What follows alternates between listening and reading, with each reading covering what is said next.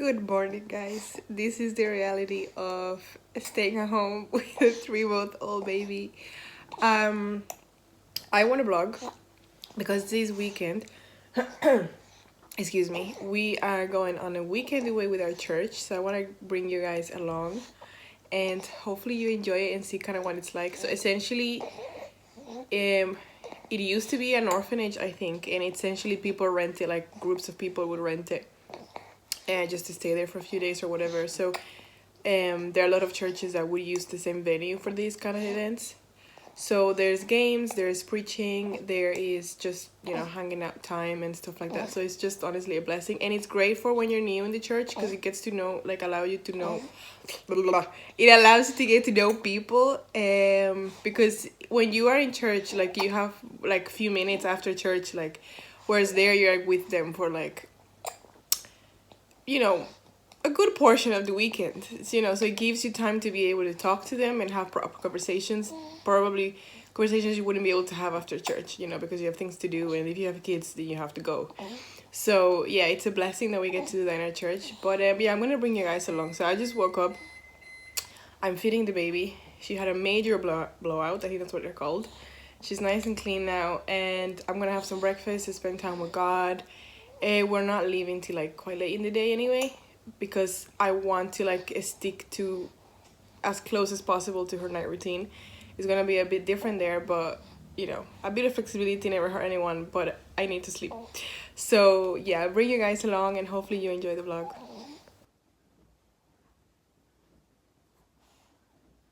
Hello guys, it's the next day.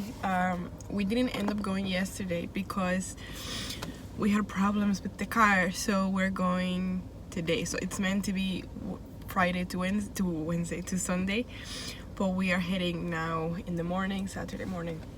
So we got up quite early. The baby slept well, so we were able to sleep well throughout the night, and then we're gonna get some breakfast to go there with a full belly, and then we're gonna get there.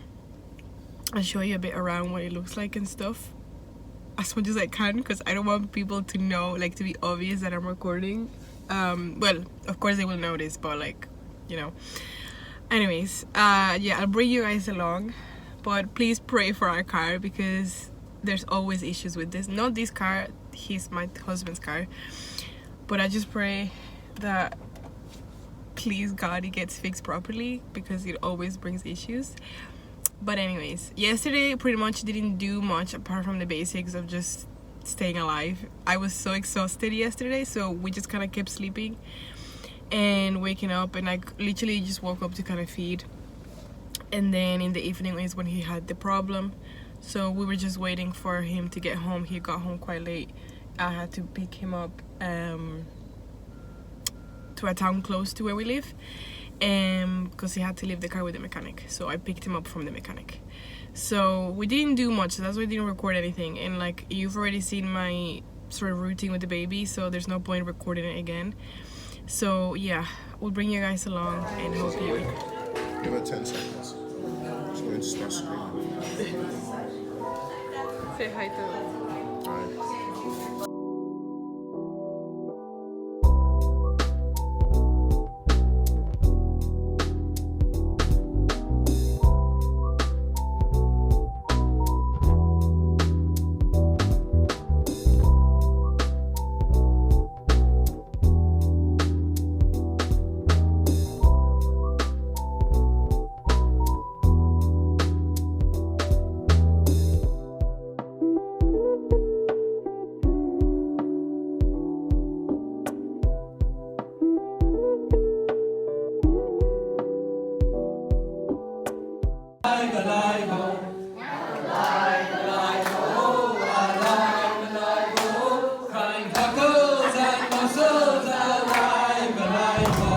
Hello guys, so I'm gonna film.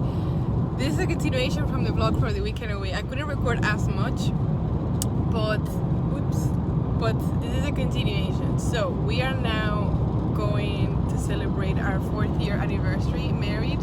Toby refuses to talk. So I'm trying to be a law-abiding citizen. And focus on the road. we're gonna go to an Indian restaurant called Data, D-A-A-T-A. we'll show you guys. It's really good, and I don't like spicy food, but that place definitely has a place in our hearts for You sure. should try and claim sponsorship for. Yeah, I actually should. We go so much. The manager, not anymore since we had the baby, but before we used to go so often. The manager just knows. It's like, oh, there you are. I know you guys. But anyways, we're heading there now, so we'll see you later. Bye bye.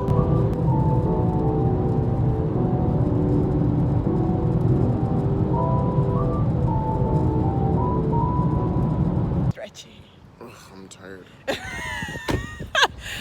Okay, guys, we made it. I'm so excited for this. We haven't. What was the last time we went to this place? Like 3 months ago or something. Show us what you're wearing, babe. Those are Sarah, the shoes. The pants, I don't know. The jumpers Roberto Cavalli. Oh, I'm joking, I don't know. The jumper is It's by the Sarah, Lord. I think. What is this? I feel like you bought this in TK Maxx or something. Let me see. I don't know. It's a weird brand anyway. Completely understand. You look nice. But the fit is fitting today. It is fitting today. Else then.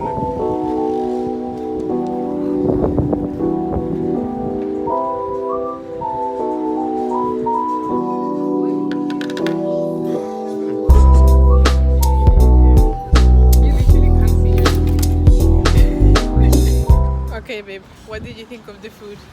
It was good, but you ate really slow. I think the food was great, but the mango lassi needed more mango in it. And it took a while, longer than usual. Normally they don't take this long, but sure, it's okay. It's only one time. Monica was starting to get angry because I didn't bring the food on time. So I had to calm her down. Hello, guys. So we came back ages ago. I couldn't record the food because this restaurant, it's very dark. Like the lights are, it's just really dark.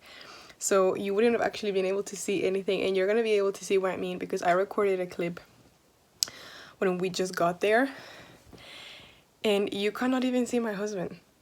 Like, he looks like a shadow, so it's pretty dark. So that's why I didn't show you the food, but we got essentially butter chicken. We always get the same thing. It slapped. The only thing I wasn't happy about today, it took longer than usual, and the mango lassi did not taste a lot like mango, but typically they are so good. I never leave that place unsatisfied, let's just put it that way. And the manager is so lovely. I think she's a manager, but anyways, she's lovely. But yeah, we're back. Essentially, we went to pick up our baby because we left her with a girl from church, and she was grand. I don't think she noticed that we were gone. She didn't care. She was fine. As long as she's fed, she's happy. But no, yeah, I did that, and then I gave her a little bath, and she's just sleeping right now, and I'm just journaling because I feel a lot of things that I don't even know. Like, right now I'm going to therapy, and I'm getting a bit emotional, but I've been going to therapy not that long. I've honestly tried therapy so many times. Like, I've tried 1, 2, 3. This is my 4th time doing therapy, like, and it's the only time that I feel like it has clicked and like it's actually helping me, and I'm learning things about myself that I didn't know. The first time just didn't go very well. I also just, I mean, sarcastically, I was gonna say I wasn't doing well mentally. That's the point of therapy, but it was not helpful. It was not helpful at all. The second one, like, it was okay, but I feel like it wasn't doing what I wanted to kind of dig into my past and get answers for why I'm the way I am now. And I feel like maybe the type of therapy that she didn't really do that. And then the third was with my husband. So it was one therapist and we were 2 doing it. So most of the time he talked, and I don't know, I just didn't really talk a lot. I didn't really want to talk a lot. So of course I didn't get a lot of it, but I just didn't particularly love it. But this time it's just me. The other times were me alone. It was just this third time that was with my husband. And I've been loving it. They're like from this charity they're based in Galway, and I don't know the name, but this girl is fantastic, like absolutely fantastic. Like, we were talking, and I wanted to talk about the, you know, like the victim mentality and stuff like that, and just like something I didn't know, it was that I also struggle with like perfectionism, and I didn't know that. I really didn't know, like that's why I get certain thoughts into my head. For example, like if I'm struggling with a specific sin, and I would like spend time with God and I will feel amazing, but then I always get the thought of like, yeah, but like you're gonna mess up, like now you're okay because you feel like, you know when you're with God and you just feel like, yeah, I just want to read the Bible for 40 hours a day and pray all the time, and like it's like, yeah, you're like that now because you feel it, but wait till you don't feel it, or wait till you're tempted and you bet you're gonna fail, you're gonna fall, and blah blah blah. And that's perfectionism. That's just that voice of like, of course God calls us to obedience and holiness and stuff like that, but is this voice telling me like you have to be perfect, like you cannot ever mess up? And like I really struggle with when I was mess up, I go into this like cycle where I like drown in my misery, and like I don't come to God straight away. It takes me days sometimes to come to God, and I just indulge in the sin, and like then I feel horrible because my whole life it's negatively affected by the sin I'm engaging in, which I praise God for, because if I was happy in it, that would be a problem. So I'm very happy that I'm miserable when I'm in sin, but it doesn't feel great at the moment. And that makes me feel worse. But then I think about like, oh, now you feel like, now you want to follow God, but like wait till you're tempted again. Wait till you don't feel those things again. Then you're going to fall again. And then I feel worse. Then I feel like, what is wrong with me? Like, why can't I just walk steadily with the Lord? And like I feel like to me walking steadily with the Lord meant never falling and just always loving him and always just seeking him always. But realistically, we are not going to perfectly love God always. We're not always going to love him with all our heart, soul and mind. We're not going to want to always follow him. There are times that you're going to wake up in the morning and you're not going to want to read the Bible. Now you can still choose to do it, and we should still choose to do it, but the feeling might not be there, and we might not always obey, or straight away or whatever. We're just humans, and there are times that we're just gonna mess up, and like we're gonna be prone to wander. Like I definitely am very prone to wander. I'm actually freezing here. Anyways, so yeah, it's just I always go into this cycle of just victim mentality, but it's also really fueled by this perfectionism telling me that you have to be perfect, like you can't ever mess up, and like if you do, you're not walking steadily with the Lord. But like walking steadily with the Lord doesn't only mean not falling. It means even if I fall, I confess, I run to God, and I turn around. Like that's walking with the Lord steadily. It doesn't mean that you will never fall. It means that even if you fall, when you fall, because we will fall, you just come to God. You don't have to dwell in there. You could just come. That's a whole struggle for me. But something that I realized is like I struggle a lot with like intrusive thoughts, which I'm not gonna go into detail of. But she was giving me a very big, heavy psychology lesson on the amygdala and being overactive in my brain, and like it's just there's so much going on in like the brain and the mind, and it's just ridiculous. Like, and it's just something that has been affecting me a lot, because it's something that I don't know if I needed to tackle as a sin issue, even though the thoughts themselves, most of, like in nature they are sinful. Yes, they are sinful in nature. Not all the time, but yes, but anyways, they are sinful in nature, but is the thoughts, like are the thoughts coming into my mind, is that a sin issue or is that a psychological issue? Not just because it's, I guess, a psychological issue doesn't rule it out as sinful, I guess. I don't know. It's honestly really complicated. She did a whole Word document to me to explain it, and it's quite hard to understand. Like, I need her to run through it with me a couple of times. But essentially, it's almost like a coping mechanism my brain has developed over the years. It's like my amygdala it's overactive, and my amygdalas are like the fear center or something for the brain, and they are also responsible for emotional regulation, which I'm horrible at. And they essentially just scan everything as a threat or a danger, and mine apparently is just super sensitive. So she was talking about like how if a birthday candle triggered a fire alarm, like it shouldn't. A birthday candle shouldn't trigger a fire alarm because it's so little, like it's such a small fire, it shouldn't. My brain would be like that fire alarm, and a little candle that could be a little something whatever, something that maybe somebody else could just kind of brush off or get over, or be able to process and deal with it quicker or faster or easier than me, I don't. Essentially, my brain does not do that. My brain just doesn't do that. But it's my brain trying to protect me. It's the way that it's the way that it's coped for years. So of course that takes a lot of rewiring of the brain, quite literally, as it sounds. And it's just very tough. Again, I don't fully understand everything, but it's just a lot of work. It's essentially because I just didn't know about all of this stuff, and I feel like it's really important for Christians specifically to like seek help, like medical help, because sometimes even with medical issues, not necessarily psychological issues, like physiological, it's like, for example, I struggle with the thyroid. I have subclinical hypothyroidism. Essentially means my thyroid doesn't produce a lot of hormones, so I'm just very tired all the time and stuff like that. And I got diagnosed of that before I got pregnant, but when I got pregnant they really monitored that because it kind of really impacted the baby or the pregnancy. And yeah, they really closely monitored it, and they gave me this some pill I had to take anyway. Now I still have to use it, but I haven't been using it for a while, and I've been very tired. But anyways, a lot of the time we could be like, I could be just exhausted, like I could just be really tired, and I just find it maybe very hard to wake up in the morning and spend time with God. And we could easily say, oh, that's an attack of the enemy, or that's my flesh, and it's simply a thyroid problem. Like, that's it. So I think as Christians, we really demonize everything, and some things are medical issues, some things are medical problems, some things are psychological problems, some things are hormonal fluctuations or whatever, and we are attributing it to the enemy. Yeah, maybe the enemy could definitely use those things maybe to like attack you of some form or make things harder for you, but the root of it, it's biological, and we're treating it like a sin issue, but it's not. It's just a biological problem.